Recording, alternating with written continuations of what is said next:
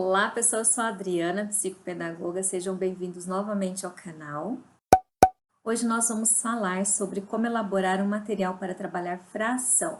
Esse vídeo é a parte 2 do vídeo 1 de fração, como ensinar fração no quarto e no quinto anos do ensino fundamental. Deu um trabalhão esse vídeo, pessoal. Tirar as fotos, posicionar, confeccionar o material para registrar para vocês.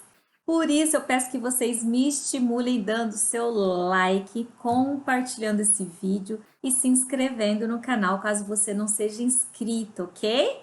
Vamos lá, então. Construindo o seu material de frações. Pegue 3 folhas de papel sulfite e dobre-as ao meio. Depois, corte cada folha na dobra feita e você obterá 6 faixas. Pegue 5 faixas e pinte cada uma com uma destas cores: preto, azul, vermelho, verde e laranja. Divida-as assim.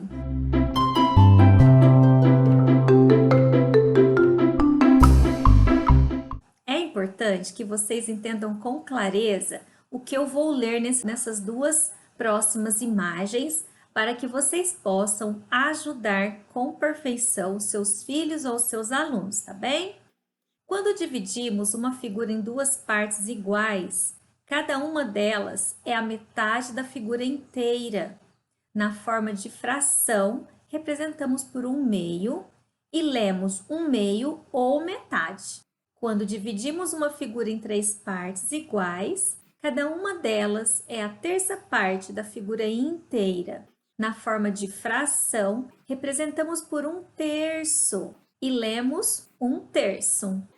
Aí nós teremos 1/3, 1/4, 1/5, 1/6, 1/7, 1/8, 1/9. O importante é que a criança entenda que quando eu tenho um inteiro, um bolo, um pão, um objeto, uma folha, que eu estou partindo em partes iguais, é possível que eu fale da maneira que está relacionada com o conteúdo fração. Então, uma fração é um pedaço de um inteiro que foi dividido em partes iguais, seja 8, 6, 5, 4, não importa. Quando eu pego um pedaço, eu estou usando, eu estou comendo, eu estou dando uma parte do todo. Se eu tinha um inteiro, que é qualquer objeto que pode ser cortado, como um bolo, uma pizza, um pão ou até mesmo um sulfite. Se eu tenho esses inteiros que eu falei como exemplo e eu cortei eles em 8 pedaços, eu estou usando eu vou falar 1/8.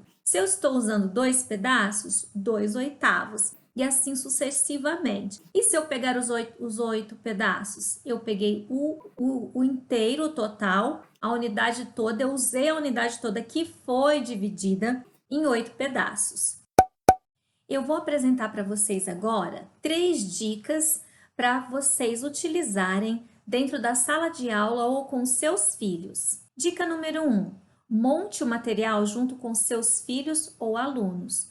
Faça-os dobrar auxiliando, cortar, dobrar e cortar fracionado e trabalhe muito esse conteúdo todo no concreto. Mostre para ele o que é 1/2, o que é 2/3, o que são 3/4. Eu também quero falar para vocês como eu uso esse material. Geralmente eu confecciono junto com as crianças, todos têm esse material. E à medida que nós vamos manipulando, eu vou comparando o inteiro e como ele foi dividido em partes, e eu vou construindo com eles as frações de forma oral, vou registrando na lousa quando eu estou dando aula, e se eu estou fazendo atendimento, a gente vai registrando em uma folha, para eles irem construindo o conhecimento com orientações específicas direcionadas para que isso ocorra. Então, essa última foto nós percebemos aí o material completo. Dá um trabalho absurdo